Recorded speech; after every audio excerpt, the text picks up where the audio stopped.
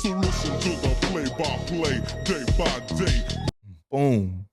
What to do, everybody, and thanks for tuning in to the Day by Day Podcast for your Day by Day broadcast. I'm your host, Day with an I, not a Y. Please do not ask why. And today, ladies and gentlemen, I have a great one for y'all. Because today, ladies and gentlemen, we are joined by entrepreneur and owner of Wingzza Mambo Sauce. Ladies and gentlemen, we are joined by the one and only Larry Swayne. Thank you for having me, man. Appreciate you for pulling up, man. Yeah, for sure. And this is actually a episode I'm very much so looking forward to for a few reasons. 2 reasons in particular, but both reasons remind me of home. Okay. Your product, Mambo Sauce, which we're going to get into. I haven't had Mambo Sauce in years. Okay. And me being from Maryland, that's a taste of back home. Yes, sir. Authentic Mambo Sauce. And yourself being from DC, I know you put your foot in it. I know you know what you're doing, and we're going to get into a taste testing in the middle of the episode. But I'm just really looking forward to a back home feel. So I know that this episode is going to bring just that. And also you being from DC, me being from Maryland, but you being from DC, being in Charlotte, growing your brand in Charlotte, putting in work in Charlotte. It's inspirational because that's something that I've been doing over the past few years. I know I have some work to do, but seeing how you've done it, the level that you've done it at is very inspiring. So this is one that I'm very much so looking forward to, like we were talking about before the show started. Just about every day, not to be arrogant, but just about every day, people hit me up to come on a podcast, and respectfully, I turn down a lot. Sure. When you hit me up, I do my research and went to your profile, said, oh, this makes all the sense in the world. So no hesitation, and here we are now. Appreciate that, brother. Yeah, man, looking forward to this. Yeah, man, I'm excited, man. Thank you. I was telling you earlier, I almost wore those exact same New Balance. Yeah, the 990s. I didn't. We would have been on this camera with the same ones. Right, but yeah, right. man, that's definitely back home field, man. Yeah, so I appreciate that. And that's why I wore them. Yes, I was like, let me put the let me put the 990s. Put the 990s on, man. Yeah. So I'm looking forward to get into everything, your product, but we're going to start with you first. So if you could just give myself and the people a little bit of background on yourself and your connection with Mambo Sauce.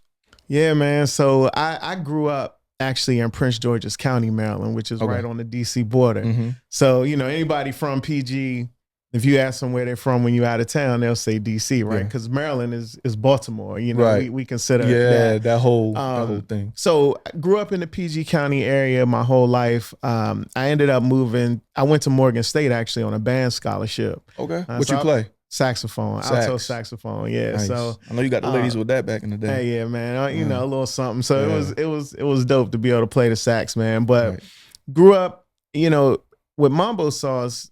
In that area at that time, I never knew that it was just a regional niche right there. Growing up, every chicken shack, seafood joint, Asian carry-out, soul food restaurant, if they had fried chicken or fish, they had Mambo Sauce on the menu. So as kids, we was eating Mambo Sauce just like how kids are eating barbecue sauce or ketchup with everything. But you had to go to carry-out, you had to go to restaurants to get it. I always had a passion for food.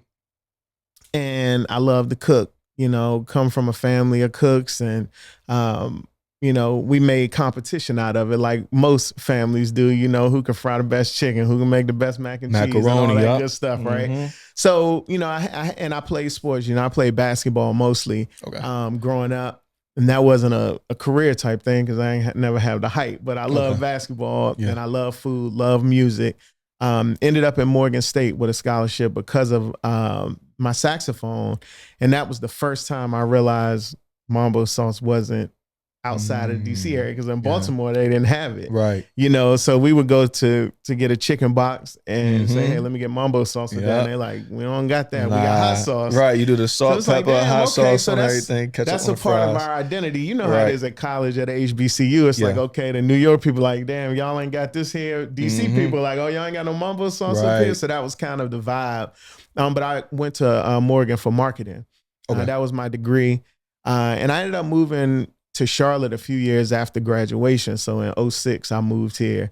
And I've been here, when I look at it, man, it's like, damn, almost 20 years. But, had a love for food. My career prior to getting in the food business, I was doing a lot of traveling around the country.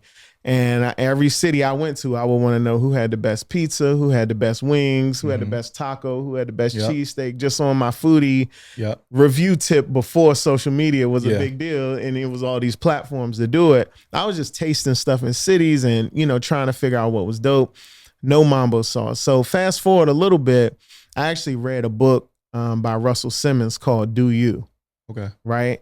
And that book changed my life completely, because what he did in the book was prompted you to think about internally what makes you tick. What are you gravitated towards? What would you do for free? What are you interested in? It makes you made me ask myself at that time in life a lot of questions. And I felt like, man, food business, food entrepreneurship. Make a long story shorter, that journey just spiritually and, pursuing what it was to do me led me to start a food truck. So I started a food truck called Wingzza. Okay. And Wingzza did pizza, wings, wraps, and shrimp. I launched it right here in Charlotte in 2010. Left my corporate marketing job. Was like, I'm getting in the food business. That's what's up. Right. So I started a food truck before food trucks was really a thing. Yeah. This was when the Great Food Truck Race on Food Network was just getting started.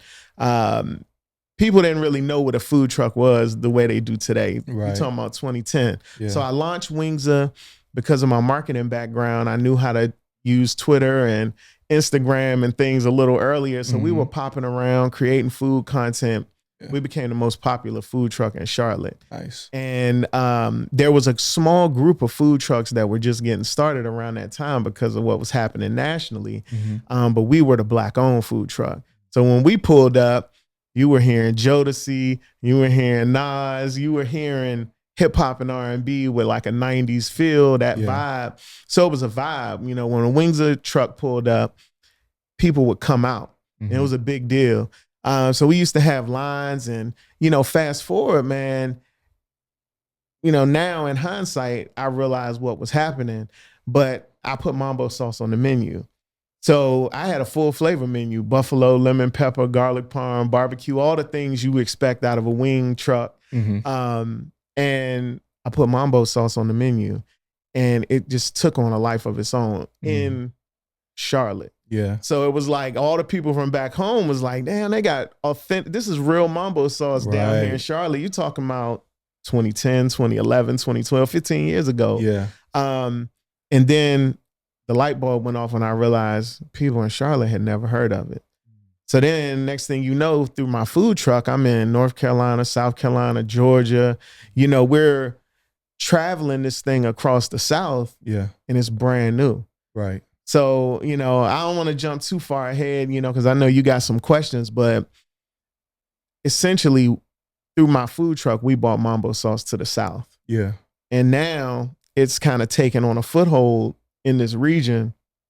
And then nationally, it's more recognized because of, things like TikTok and Instagram, and you got chefs and folks, but it's been a really interesting migration to kind of bring that with me just as a piece of home and be in the right place in the right time in so many different ways. So, that's kind of the brief story of it all, but it's a dope one. Yeah, man. And real quick, first thing that came to my mind, do you remember about a year ago when McDonald's had Mambo Sauce? Yeah, absolutely. Did you try it? I didn't have it. I couldn't get it. So what happened was, first of all, my initial reaction to that was like, damn, that's some bullshit. Yeah. Because I wish they would have partnered with me or reached out to me or another company. Right. Whatever it was, I wish they wouldn't have made their own. Oh, okay. But I learned a little bit about the backstory. So one of the chefs that consulted on it is from back home, Chef Jerome Grant, who used to be a chef at the African American History Museum. So there was some ties to home. But man, every time something like that happens that feels like a disappointment in the moment, it ends up being a blessing. Because what that did was introduce millions of people across the country to Mambo Sauce. It did. And gave us the opportunity to kind of step into that place in food service with chefs. I'm like, oh, I've seen this at McDonald's. And knowing that ours can be of higher quality. Ours can be, that's a fast food mambo sauce. This is something a little richer, a little more steeped in tradition and care. And that's what I was going to say. Even though it came from Chef Jerome Grant, shout out to him.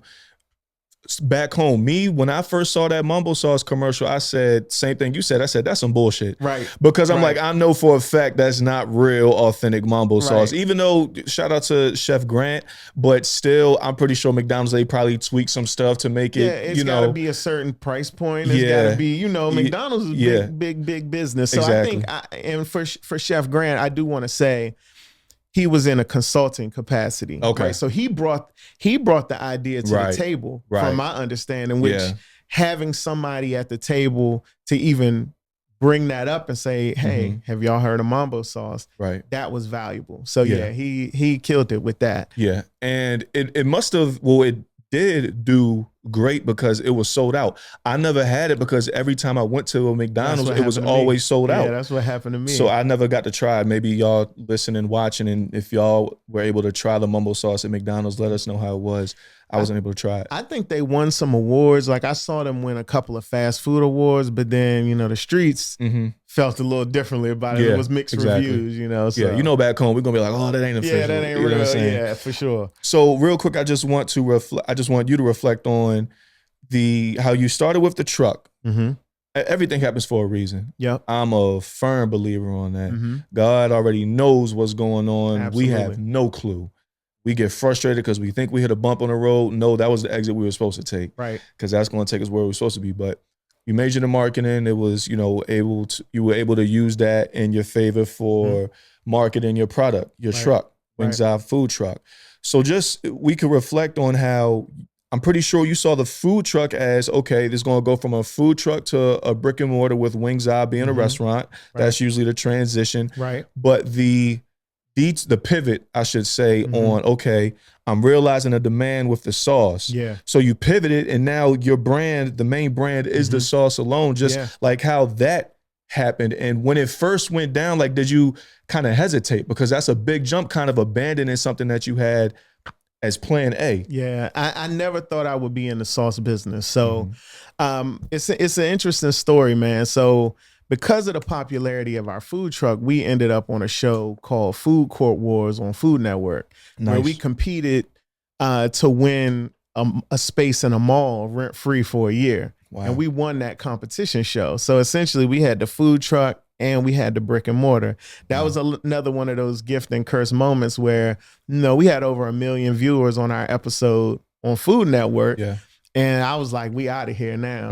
We opened that restaurant. It was booming for about 3 months. That's how it goes with a Food Network restaurant. Everybody's traveling and coming to it. But once it settled, that restaurant was in Hickory, North Carolina, in the Valley Hills Mall. It wasn't it wasn't in North Lake. It was in Concord Mills or North Lake or, a big mall. It might have been different.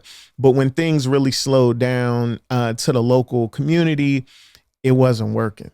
So it was costing a lot of money. I was 1 hour and 15 minutes away from my house. And, I was back and forth. The food truck was still popping, but it was paying for the restaurant. Yeah. And it was just, everything was going wrong. Yeah. So we ended up closing that restaurant after a year. Like once the rent free was up, that was it. Yeah. And then a year after that, bro, my son was a newborn. My life had changed. My family had grown. And I wasn't making enough money, because the way I had structured the business, I had gotten into some debt to get into that restaurant. I was paying my staff too much. And I decided to go back to work in my marketing career and still own the food truck. Yeah. That was kind of shaky for a year. I ended up closing it. Biggest heartbreak of my life. Like, when you end a business, man, it really is like you're breaking up out of a relationship that you're deeply in love. You know what it takes to be an entrepreneur and what you're investing in it to make the decision that, hey, I'm not doing this no more. Yeah. Was a big deal. So there was a thread. You mentioned God earlier. There was a thread of time where right before I got out of the food truck business, a Black-owned concessions company that works a few restaurants in Charlotte Douglas Airport had approached me. And they wanted our Mambo sauce on the menu in their bar and grill and their takeaway to put on their wings, their chicken sandwiches, all this. Yeah. And, you know, while the food truck was going, I was like, yeah, that's a good idea. Let's do it. Can we talk about the food truck and the menu, whatever. Right. But when I closed the food truck, they still wanted that sauce. And I was trying to be done with the food business. And I was asking God almost every day, why am I still doing this? Because when they called, I needed to make the sauce. And I just wasn't, I was making it before for the operations of the food truck, but now I'm making it to supply them. But something inside of me said, keep going. Yeah. And I feel like that was God telling me, you know, just stick with this. I got something for you with this. And that's when I started, the light bulb went off on food service where like, I'm making it for them. Why don't I start selling it to other restaurants or trying to go that route? Yeah. So that transition was, you know, I went naturally where the energy was. Right. I think sometimes it's hard to do that, you know, like go with what's working. But I just, you know, put one brick on top of another with that and started learning more about supplying and food service and, you know, which is very different than retail, you know, selling to other restaurants. That's a B2B kind of thing. Yeah. Yeah, that was my transition. So when one door closes, another one always opens. Right. Imagine if that Black-owned concession company never hit you up. Right. Yeah. Yeah. I don't know, man. Yeah. I don't know. I kind of see that as a parallel. How you said, like, when something that you create, like that's like it's like a relationship, and when you stop, it's hard to do that. Something similar to that is me with the podcast. Yeah. Like this year has been very shaky, inconsistent, but for a reason, because I thought I was going to step away from this as well. Yeah. I thought I was going to just kind of, I don't even know what the hell I was about to move on to. I have no idea. But the reason being is because I don't have a niche with my podcast. Like I'm interviewing you right now. I can have a woman on talking about marriage. I can interview a stripper talking about the stripping industry. Like it's kind of all over the place. And I always thought that was hindering. I'm like, man, I need to like niche down and create like a certain lane. And that made me, and then I've seen everyone has a podcast. So that kind of made me hesitate on keep going with the podcast. I got in a funky space, was like, all right, I'm done. Yeah. But what brought me back was one thing, the studio. You know, I got into this actual renting out a studio, and that made me just sit back because I'm still dealing with podcasts in the way I'm editing people's podcasts. People come in, I'm listening to their podcasts and everything. I'm going back looking at mine, and I'm like, there's no way. Like this, it took me. I spent 5 years with this thing. Right. I'm not about to just sit back and stop because everyone has one or because I feel like mine isn't going anywhere. And it was one story in particular that I saved to my highlight that I was like, nah, I got to keep this back going. It was a young lady, I forgot her name, but she would tune into every episode on YouTube. Now, podcast, as far as a full episode, I don't expect a lot of people to tune in on YouTube, but they listen because, you know, you can do stuff while listening. Right. But this girl had it on her TV, the full episode, and would like post it on her story like, oh, this is one of the best part of my days. This is so relatable. And I'm like, dang, like I need to like not be selfish with it. Yeah. Because whether it's one person or 10 or 100, it's people that rock with what I got going on because it's me. Yeah, it's a lot of podcasts out here, but it's only one day by day. Yeah. So that made me get back into it. And then I've been doing episodes lately. And even right now, like this conversation with you, like I said, people hit me up, but it has to make sense, has to be brand congruent. Yeah. And this is doing just that. And like, as we're talking, it's hitting me like, yo, I'm where I need to be. Absolutely. And I know it's only a matter of time before something happens that need to happen, but I'm not holding my breath, if you would, because I think if you do that, if you expect it to happen tomorrow, that's when you get frustrated and be like, all right, it's not happening. One of the things that I think entrepreneurs need to know, if they don't already know it, and you know, if you've been in business for a while, it kind of comes with that seasoning. You start to understand it. You got to be in it to win it. So staying in the game is important.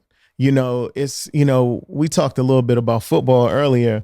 You know, when you in the game, there's still an opportunity to turn it around, for something to happen. The other team might turn the ball over. Right. But if you get benched, it's over.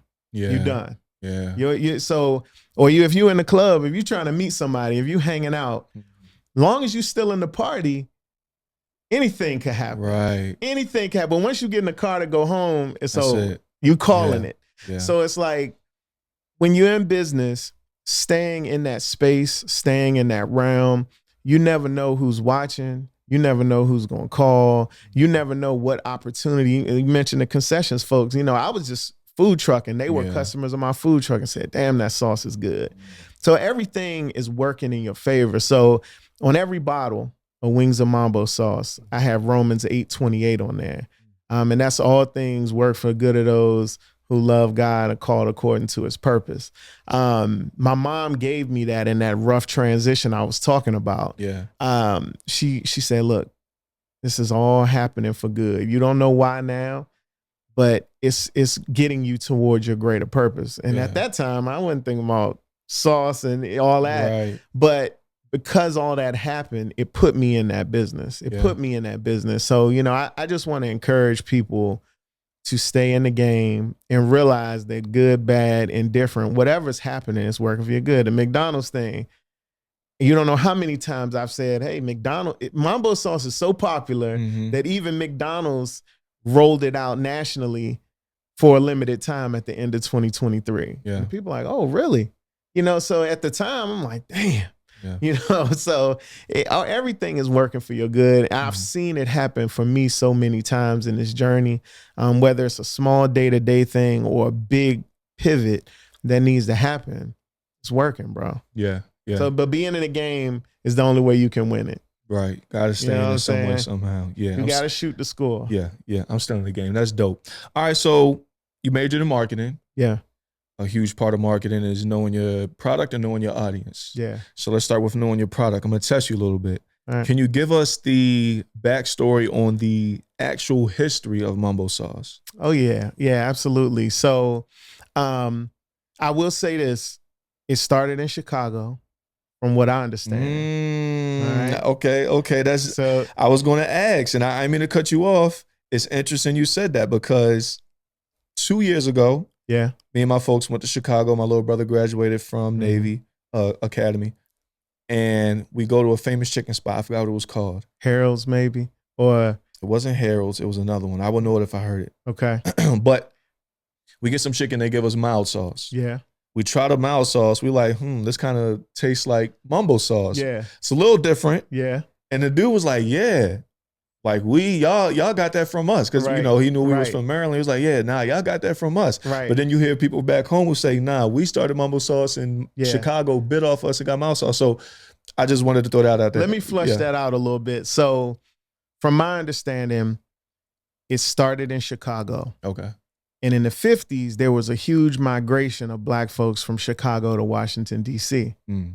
With that, they brought that sauce with them. Now, mild stayed where it was. Right. Mild was the original flavor of what you're trying to put on fried chicken, French fries, etc. That profile. Yeah. But when it got down to D.C., it got down to Chocolate City, it got a little sweeter, it got a little spicier, it got a little more of that D.C. flavor that we add to anything. You know, 'cause, you know, a Bulls jersey can be in Chicago and somebody can wear it however they gonna wear it. Yeah. But if you give it to your cousin in D.C., he gonna freak it a little bit differently. Yeah. So that's what happened with that. So mild stayed where it was. D.C. being Chocolate City. I mean, think about the 50s and 60s, the March on Washington, what was happening in D.C. at the time. That was an epicenter of Black culture, period. And that was the sauce that made its way into everything. So I'm gonna give you another little history lesson that a lot of people don't know. Okay. The original buffalo wing in Buffalo, New York was dipped in Mambo sauce. Really? So there's a Black man named John Young. Y'all can Google it out there. All right? I ain't making nothing up. John Young in Buffalo, New York had gotten a recipe from a friend in Washington, D.C. for a sauce called Mambo sauce. He was known as the king of wings in Buffalo, frying whole fried chicken wings, dipping them in his Mambo sauce. And it got so popular because when the jazz musicians would come to town, the athletes, the people, you know, same way if you got a club now and popping people are coming through Buffalo, right? They was going to eat his chicken wings. It got so popular that the Anchor Bar tried to emulate what they were doing. Really? And I ate at the Anchor Bar before in so Buffalo. the Anchor Bar is credited as the originator of the Buffalo wing as we know it today. And they did originate that flavor. Right. You know, that hot sauce, butter, based sauce. Yeah. But what they were doing was trying to see what them brothers was putting on those chicken wings over there. Right. And they ended up with that buffalo. But it was originally, the original buffalo wing was dipped in mambo sauce, but he got that recipe from DC. Wow. So I view what I'm doing as the next significant migration in the life cycle of mambo sauce. Wow. So Chicago, you know, to DC, to Buffalo, to when I picked up myself and I moved to Charlotte, North Carolina, I brought mambo sauce to the South. Nobody had done that before I did that. Yeah. And I did it in a way that was so impactful in a growing city like Charlotte that was popping at, you know, in the late 2000s, you know, 2006, 2000. Well, I moved here in 06, started the food truck in 2010, but guess what happened? CIAA was happening here. So I had the Mambo Sauce food truck when everybody was coming down for the day parties and doing this and doing that. So Mambo Sauce was able to grow and have some familiarity, but also some newness in a Black epicenter. And that brought it to the South. And we started packaging it and doing all this stuff here, which is why we were able to grow. But I think this was the next significant migration. I mean, I put it in Atlanta. I put it in Houston, Texas. I put it in Miami, Florida. You know what I'm saying? With my product. So this is the next wave. So we're hoping, you know, eventually it's going to go somewhere else. But man, you know. That's dope, man. So yeah, pretty much eventually how you're telling the tale of John Young, folks are going to be telling the tale of Larry Swayne. Yeah, hopefully so, man. That's dope. Do you have, what's your most like memorable childhood moment with Mambo Sauce? Going to the carryout. So one of my favorite things I used to do was to go in DC area, we call it a steak and cheese. You know, we go get a steak, not a cheese steak. We go get a steak and cheese, go get some wings, fries, mambo sauce. That was a bonding experience that we used to, you know, after basketball games, after a night at the club, after, you know, just about anything significant where maybe you want to relax, have a big meal, a meal that ain't good for you.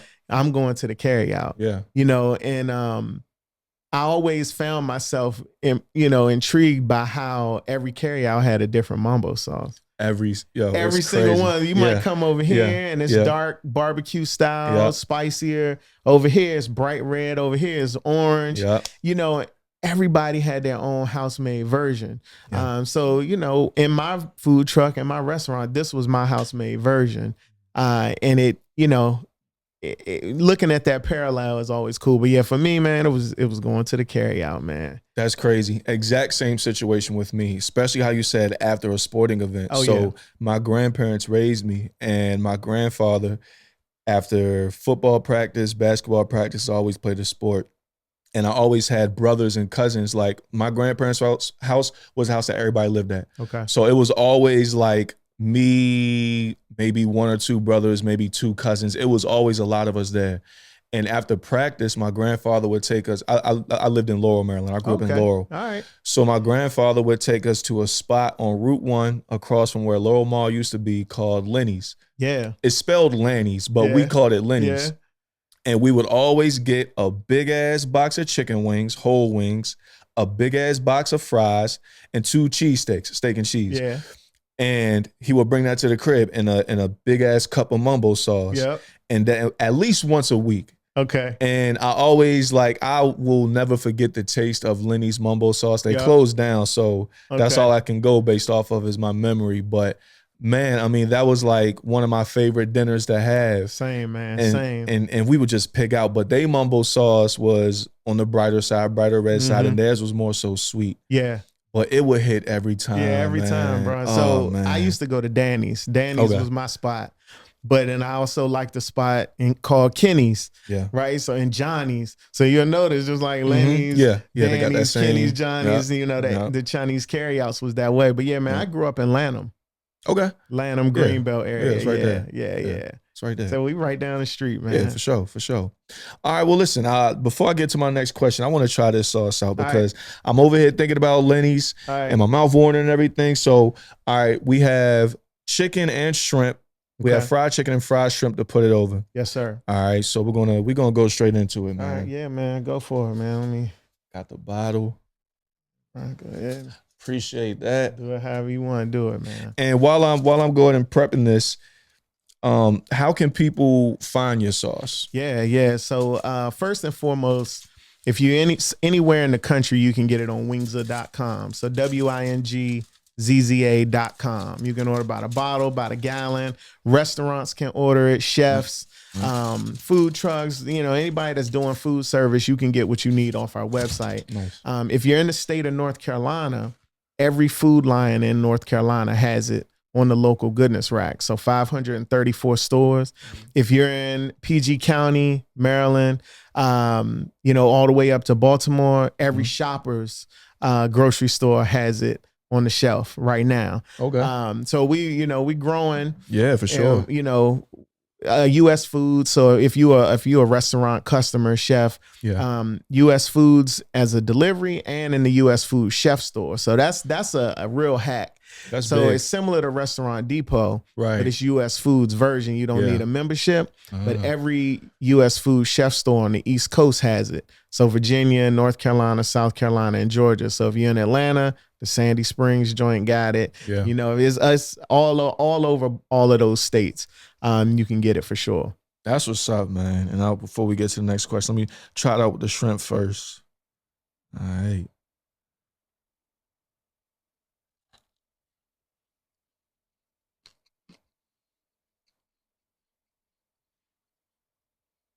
My fault chewing in the mic. This ain't no ASMR. Y'all probably like, damn, you chewing. I'm gonna turn that part down. I like the kick of spice. I mean, not the kick of spice. I like the slightly more kick of sweet. Yeah. Let me go straight sauce. And it's not too heavy, which is good. Yeah, man. It's tasteful, it's flavorful, but it's not crazy bold, like overwhelming. Yeah, man. That's a combination of all my favorite mambo sauces growing up, right? So all the spots I would go to, I tried to hit on certain notes that I liked about each one. Yeah. But it just works, man. It works. It's full of flavor. You can toss it, you can dip it, you can do everything with it, honestly. Nice little kick in it. Yeah, I taste the kick right there. I like this, man. This back home right here. Yes, sir. Wingzza. I'm glad you putting it on the shrimp, man. So I really been trying to get people to understand how hard it hits on seafood, because we groom to have it on fried chicken. Yeah, right. But man, fried shrimp, fried fish, shit, you can put it on hush puppies. You know what I'm saying? You can put it on anything in that seafood space as long as it's fried. We got a lot of restaurants that use it with fried lobster tails. I know that go crazy. Oh yeah, man. So just trying to keep it. It's best in that fried space, but you can use it with everything, man. I'm gonna need. Damn, that's good. I'm gonna need some more. Hold up. There you go, man. Yeah, I'm over here trying to be modest. I need to flood this man, joint. You gotta put this, pour it on there. You know how it go, Trying man. to be modest. Hold up. Let me get right. Let me try it on the chicken. Yes, sir. Oh yeah. Damn, back home right here. And like you said, every mambo sauce is different because this tastes like back home, but not a single spot specific sauce that I've had. Right. Yeah. Right. A lot of people, they'll say that like we get a lot of Howard students, people who went to Howard, people that spent time at Howard. Like a couple of famous people have had our sauce. Young Guru, who's Jay-Z's famous engineer, has had our product. Anthony Anderson has had our product. He went to Howard. They always say it reminds them of Howard China. That a lot of times, Ho Chi. So a lot of times kids go to Howard. That's their first experience with mambo sauce because it's right there. Everybody is like, you got to try this. You in town. They'll say it reminds it of that. But I think ours has the sweetness up front, but it has a certain warmth on the back end. It does. It just really brings it together, in a meaningful way, man. Yeah, we got a lot of fans back home, man, that prefer ours, over a lot of the different ones, man. This is insane. Yeah, and the more I kept going, so I'm like, Yo, this is really, really good. Yeah, it's addictive, like really man. good. It's like in that space where you keep wanting to try more and more, and it gets better as you go. Literally. Yeah. Literally. I was Yeah, it supposed to take gets 2 better. bites. Yep. Why you talking? I'm over here crushing. There I was you supposed go, to, man. I was supposed to take 2 bites.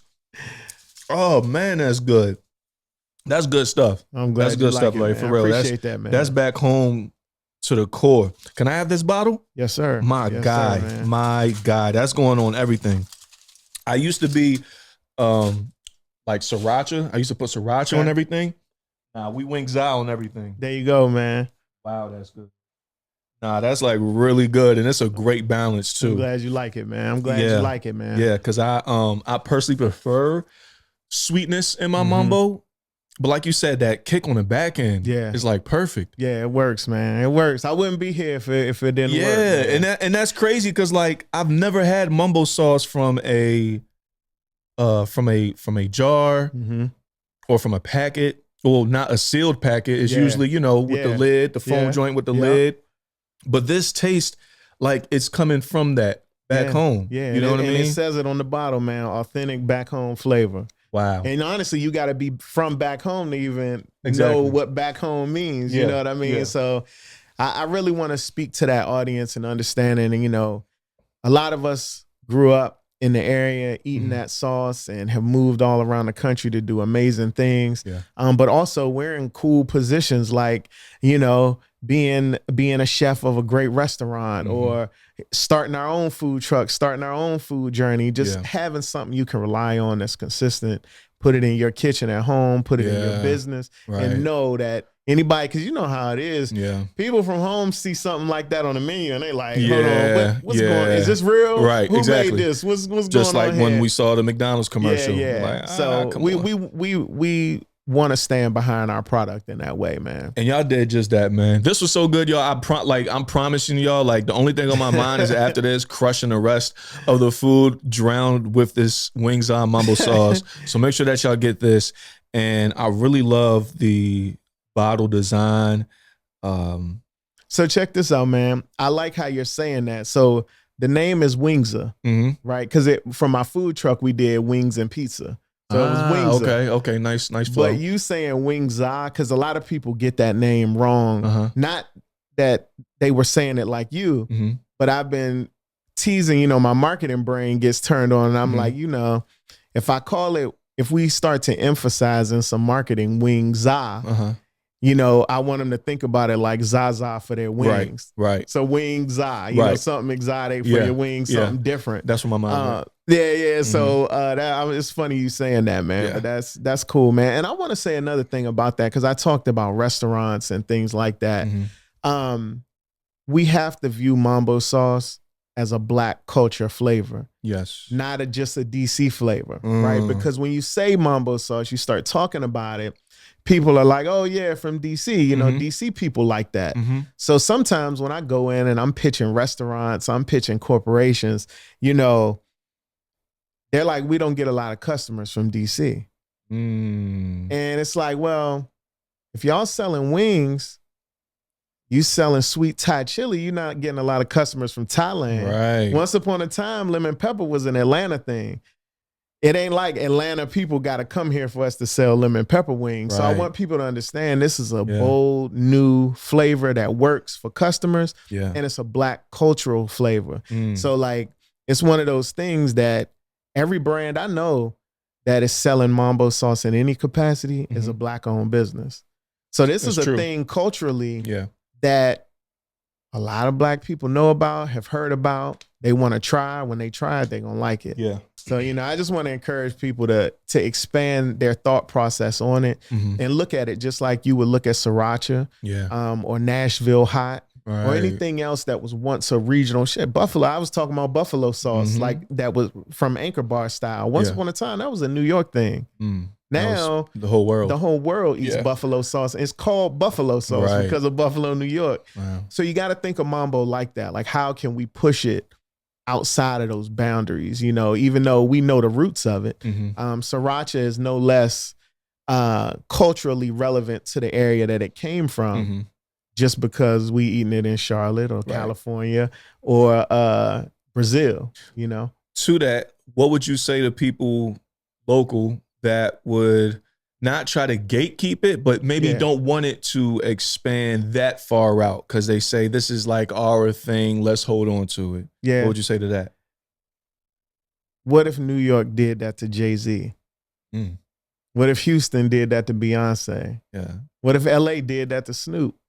You know what I'm saying? Like, what if, or Kendrick, I'll say Kendrick as an update. What if Toronto did that with Drake? You know, that's hot button right now. But like, we have to allow the things that are great from our city to shine on bigger platforms, because when that thing shines, we all shine. Great answer. Yeah, really great answer. I ain't got nothing to follow up with that. Real quick, the design of the Wingzza, the logo. Yeah. It looks, I think I know the answer to this, but I want to get it from you. Okay. Was there any inspiration to the style of the logo? Yeah. So originally we ran it as a limited time kind of thing. Okay. You know, that wasn't our original label. Okay. But people loved it. We started getting a lot of great feedback from it, but it was inspired by one of our favorite 90s sitcoms, Martin. Yes, right? Sir. And if y'all know, Martin is from PG County, Maryland, Sir, right? So originally on my bottles, now it says authentic back home flavor, but back then it said proudly representing Prince George's County, Maryland around the world. I think a lot of us who look at Martin in that way represents back home, whether he's in Bad Boys or, you know, anything he's doing, we can always say, you know, he's from back home, right? So I think that was the initial inspiration to kind of be that kind of thing from PG County. But then it turned into, you know, my marketing brain started clicking again. How can we cut through the noise in food service when we're trying to sell to chefs or we're trying to sell to companies that have buyers that are coming through where they would know this product is Black owned, right? Where they would know like, okay, or even you walk through the grocery store, when you see that, you're going to know, okay, it's somebody Black, by somebody from the culture behind this, or somebody working for them is doing that, right? So yeah, it was inspired by that, but it's really designed to capture that nostalgia of things that we all love, we grew up on, and really, you know, give you that sense of home, that sense of familiarity in a cool way. Yeah. That's dope. Yeah, it hit me instantly. And can we talk a little bit about that? The show, I mean, just like you said, one of the greatest 90s sitcom. I mean, I for me, it's number one. Yeah, the greatest, my favorite TV show of all time. Okay, just the cultural impact of Martin. Yeah, man. Martin is one of them things, man, where it was like lightning in a bottle. Like when it was new episodes coming on, Martin was the hottest stand-up comic in the world at the time. Yeah. Anything he touched was turning to gold. Straight hilarious. So just, I mean, we all got episodes that we love from Martin. What's your favorite episode? Man, that's tough, man. Yeah. I would say I love the school reunion joint when he goes to the reunion and Gina get messed up and he dealing with Ricky Fontaine. Pretty Ricky, what they called him. That one's good. Yeah. I love the courtroom joint when he get the ticket. And he has to go in there and got do the draws. That's I actually have a T-shirt. I should have brought it out here and put it up next to your joint. My mom, because she knows that's like one of my favorite lines from Martin. She literally bought a T-shirt that says GTD in the Martin like kind of font. Yeah. Got the draws, man. What other episodes do I love like that? I'm trying to think just quick.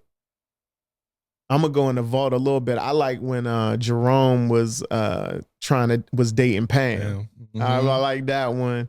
I love the one where they played basketball, where they had the women's USA basketball team come in. You know, the sneaker joint. You know, where when he hit the lotto.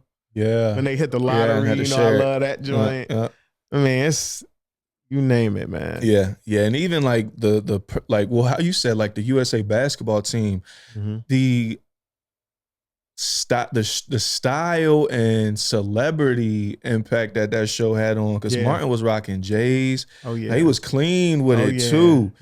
And he had just about every celebrity that was really hot at the time Yeah, you come had to on there. Martin. You know what I mean? Yeah, and then thinking about the Jays, man, at that time. So it was Martin, it was Will Smith, Yep. and A Different World. So Dwayne and Ron from A Different World, all of them used to have the fresh Jays. But yeah, Martin, it was something different. Yeah. He always had the new joints. Yeah. And it's crazy. So Martin. Hold on. The boxing episode where he Tommy fought Hearns. Tommy Hearns. That's one of my top ones too. Yeah. I love that one too. Yeah. When he came out with the big at the head. end with the big head. Yo. Like who thinks of that, bruh? Yeah, man. It's crazy. Martin came out in the 90s. I mean, I grew up on it. I've literally watched every episode at the least maybe 15 times at the least. That show has raised me. But even still, like, it's timeless. Yeah, absolutely. I was in high school from 2009 to 2013. Okay. And my junior and senior year, we would just quote Martin lines all day. What's happening, awesome, Chief? Man. Like that's like, and we would. What's happening, Chief? That's all we did all day from a show that came out 20 years before. You know what I mean? That says a lot right there about the impact of that show. Like I said, it's my personal favorite of all time. And see, so my son is 11 and he loves Martin. He loves Martin. So, you know, we watch it all the time, man. Yeah, it's not going nowhere. Well, speaking of loving Martin, we both have love for the show. Yeah. So what I want to do next is a segment on the show called This or That. All right. So I'm going to lay out two options. You have to choose one or the other, this or that. So this is This or That Martin edition. Okay. We coming out the gates hot. Pam or Gina? Gina. Gina? Okay. I'm going Pam personally. They both were tough though. Yeah. Like back then? yeah. Like when I was a little kid, it was like I loved their relationship and I wanted Gina a nice joint with some soup coolers. Like you know what I'm saying? Yeah, Gina. And I'm putting it in that time period. Yeah. Cause I ain't gonna say as time went on, as I matured, I started leaning toward Pam. Right. But in the prime of watching that show, it was Gina. It's definitely, that's a good choice. Jerome or Shanae? Jerome, man. Rome. Yes, sir. Bruh Man or Hustle Man? Ooh, that's tough. I gotta say Hustle Man. Hustle Man? Only because of when he played the saxophone with the kazoo on it to pick up the pieces. That and when the snowstorm, when he came with the pizza. Little ass pizza. Yeah. Oh man. Yeah, Hustle Man. Man. Yeah, that was good. And I think that was Tracy Morgan's breakthrough, if I'm not mistaken. It was, yeah. Wow. Yeah. That's insane. All right. Tommy or Cole?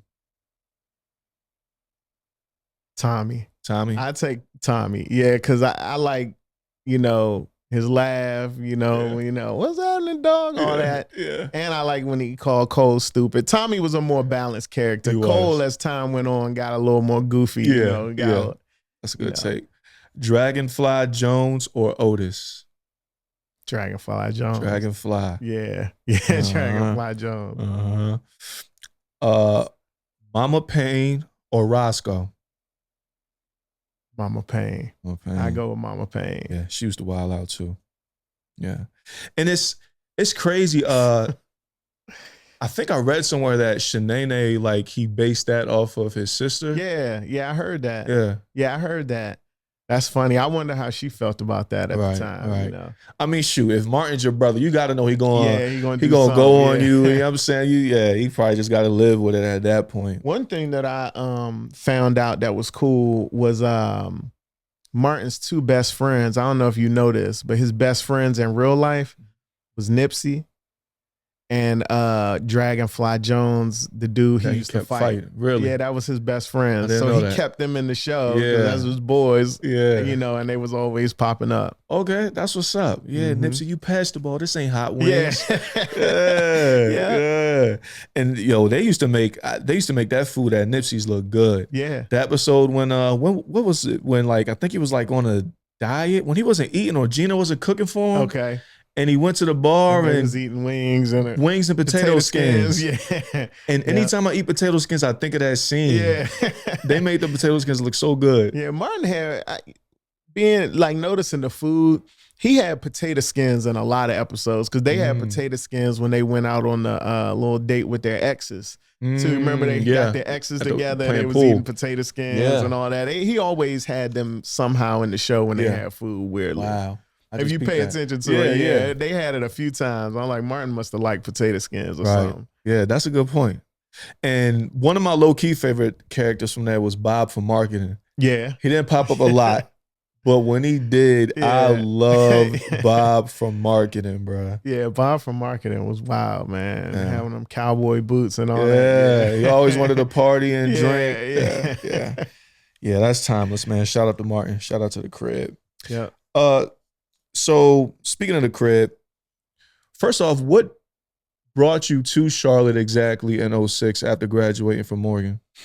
You know, man, when I look back on it, it wasn't a lot that I put into the decision. So I knew I wanted to move away. Like I felt like I wanted to, expand my horizons a little bit. I had grown up in Maryland. I had went to college in another part of Maryland.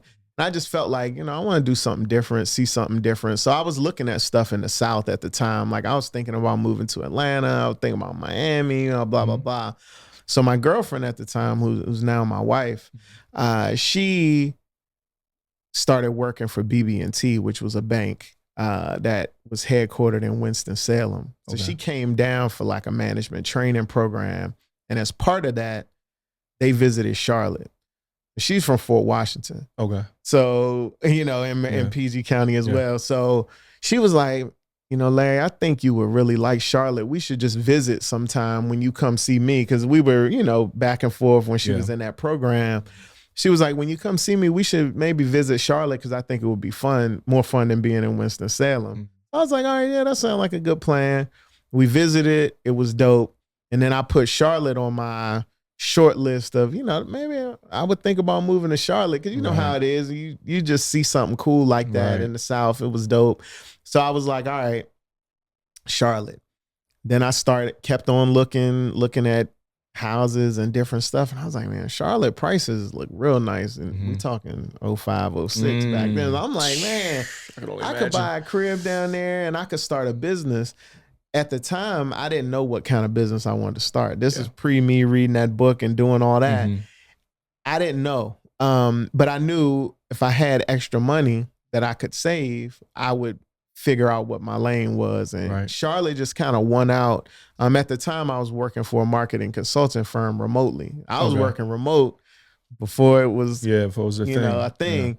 So I just needed to live near a major airport. And I wanted to have a NFL and an NBA team in the city, wherever I moved. And Charlotte just kind of won out, man. I bought me a condo. I moved down here, started working from here. And 4 years later when I started the food truck, but I love Charlotte. Yeah, it was a cool thing to do at the time. I did it at that age of my life, and it just made sense. That's what's up, man. Yeah, it's definitely one of those cities that speak to you because, like you said, you had Miami and Atlanta on the list. Yeah, I chose Charlotte over Atlanta and Houston. Yeah, you know what I mean. Yeah. But I've always say, anytime I speak to somebody about it, I always tell them moving to Charlotte was hands down up until this point in my life the best decision I've ever made. Same. Easily. Same for me. Yeah. My friends got tired of me because when I first moved down here, I was like, man, y'all need to look at Charlotte. You need to move to Charlotte. And, people were like, ain't nothing down there. But this was even pre-CIAA. Yeah. Then they started coming and visited. And then, and,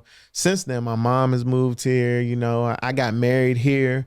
My kids were born here. So they from Charlotte now. Yeah. So I started my business here. That's the biggest thing. Yeah.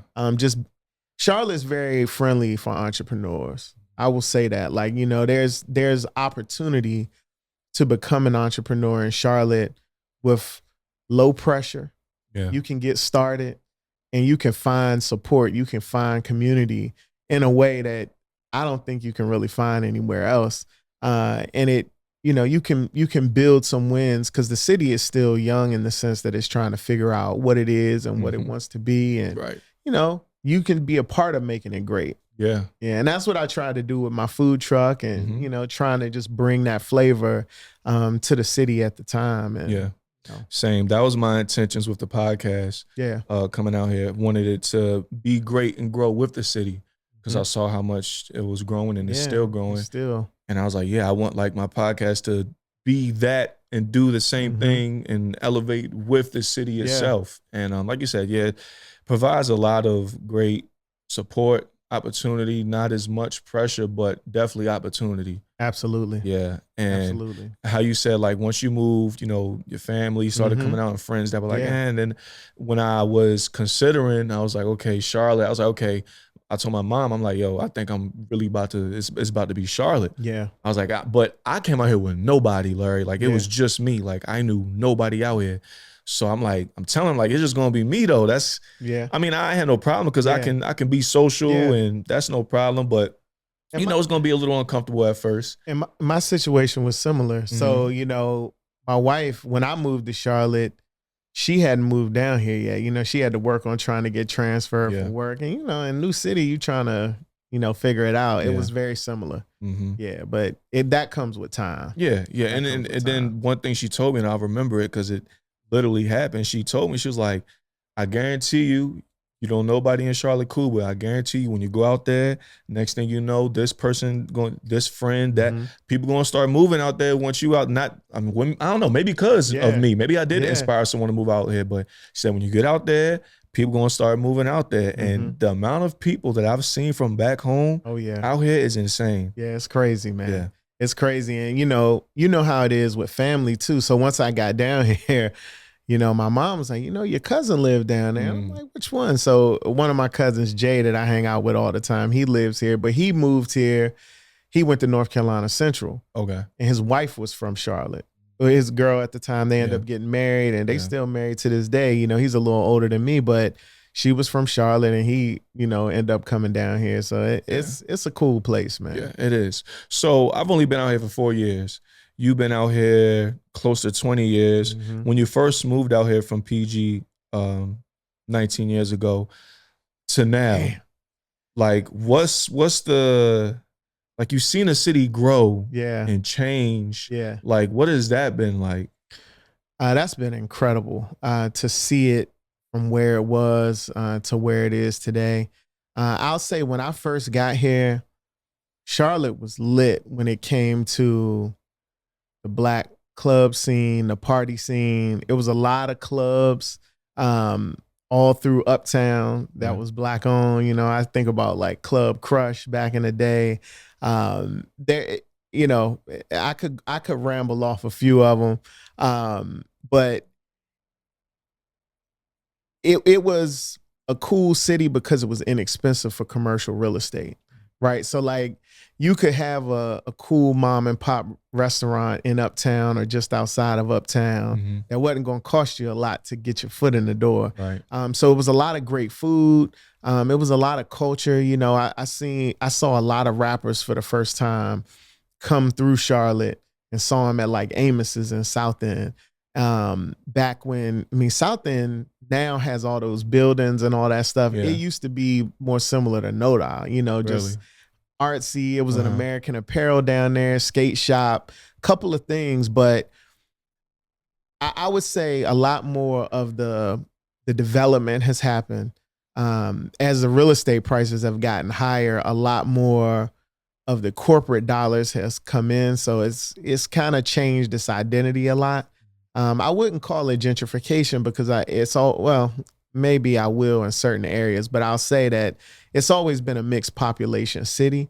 But I do feel like there was a lot more homegrown Charlotte stuff around than it is now. Yeah. Now it seems to be a little bit of a void at that, and we're trying to figure out how to get that vibe and that feel back.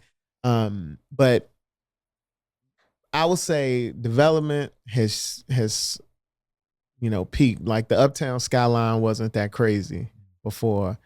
Some of the areas that we know now, like Camp North End didn't exist, for example. Like that was nothing. Wow. I'm trying to think of like the most dramatic thing I can point out. Like, over by Johnson C. Smith, it was real inexpensive to live over there. I think about the housing prices back then when I first moved here. I was like, man, I should have bought a handful of those houses. Now, it's all sorts of development happening. And, the trend, when I moved here, there was no light rail at all.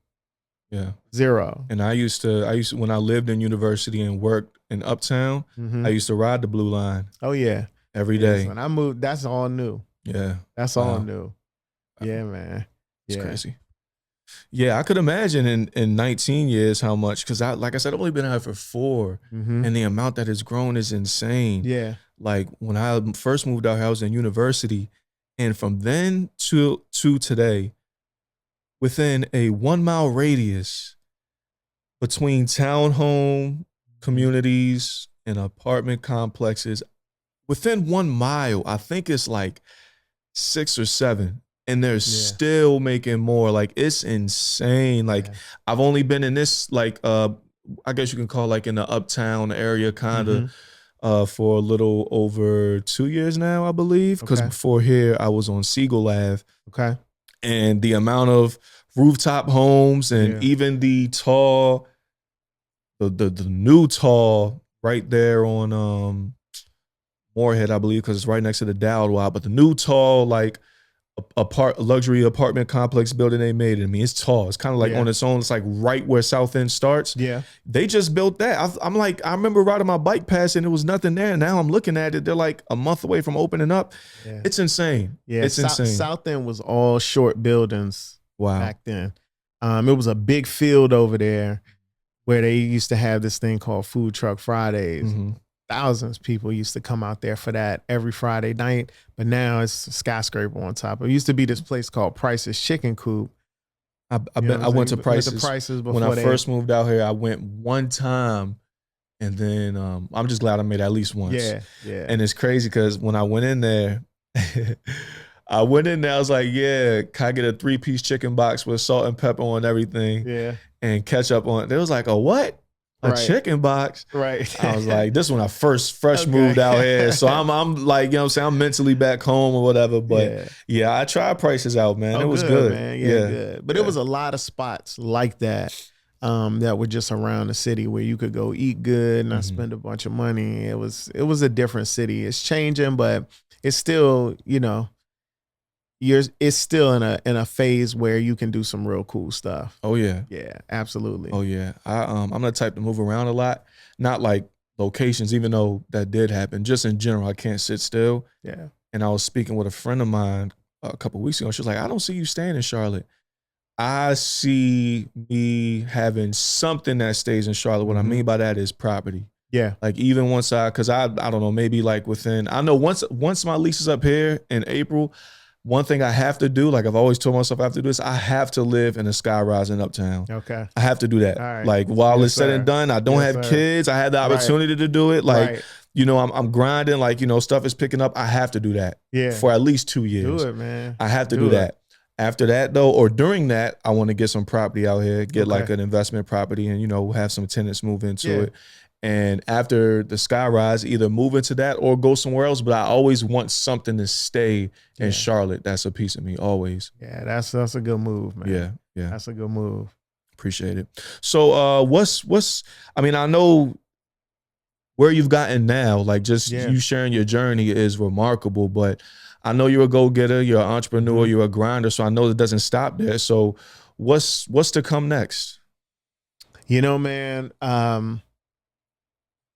you're going to have to stay tuned for that, right? We got some big stuff brewing. Good. We can't really share it just yet. But my goal is always to expand the reach of Mambo Sauce, to expand the reach of it. I never thought growing up that one day this would be my purpose in life, working on a Mambo Sauce company like this. Yeah. But here I am, man. So I'm just trying to push it forward and really put it into that space where, culturally we acknowledge it, we accept it, and we embrace it, where you're not running a wing business with a flavor menu if you don't have Mambo Sauce on the menu. It's like if you don't have lemon pepper right now, how many people gonna walk in and gonna ask for lemon pepper and you gotta say we don't have it? Right. I want Mambo Sauce to get to that place where it's the new staple and it's one of those things that's solidified forever in the food business. Yeah. Really. Yeah, well, I got to say that I'm honored to be a part of this journey, to give you the opportunity to share your story with my audience, and vice versa. I know yours is going to tune in and, want to hear some great gems and stories from you, and, a little bit of personality as well. So I'm honored to be a part of that. I'm glad you reached out. Glad I was able to, sit down with you and share this experience, sample this good ass mambo sauce that I've been thinking about for like the past 20 minutes. I can't wait to fry up the rest of this food and get busy with it. But yeah, I'm truly honored to be a part of it, man. Your story is very inspirational, and wish nothing but the best, with what you have to come, in the near future and far future, because I know it's going to get to the point where, like we said before, the story of Johnny Young was his name, or Larry, Johnny Young from Buffalo, John Young. Yep. They're going to be saying the same about Larry Swayne. So looking forward to it. From your mouth to God's ears, bro. Yeah. I appreciate that, man. I appreciate you having me on the platform, man. This is cool, man. I love the studio. This is an amazing opportunity, so I appreciate it. Thank you, likewise. And for those tuning in, of course, I appreciate y'all, because this will be nothing without y'all. So whether you're watching or listening, I ask that you share this out, especially if you're listening. Go ahead and share it out. If you're watching, make sure that you like, subscribe, hit that bell, leave a comment, show some love. And that's how we doing it, man. Wingzza Mambo Sauce. I'm going to drop all the info in the description as far as where you can find it, stores you can find it at, and the direct link that you can order online if you're not in the region of where the stores are, where they're sold at in the stores exactly. And of course, I'm going to leave the Instagram for myself and Larry, his brand, everything, so you can, be kept up to date and follow the journey on the more personal side on social media. But until next time, ladies and gentlemen, boys and girls, make sure that y'all stay safe, stay sane, but most importantly, stay blessed. We out. Peace.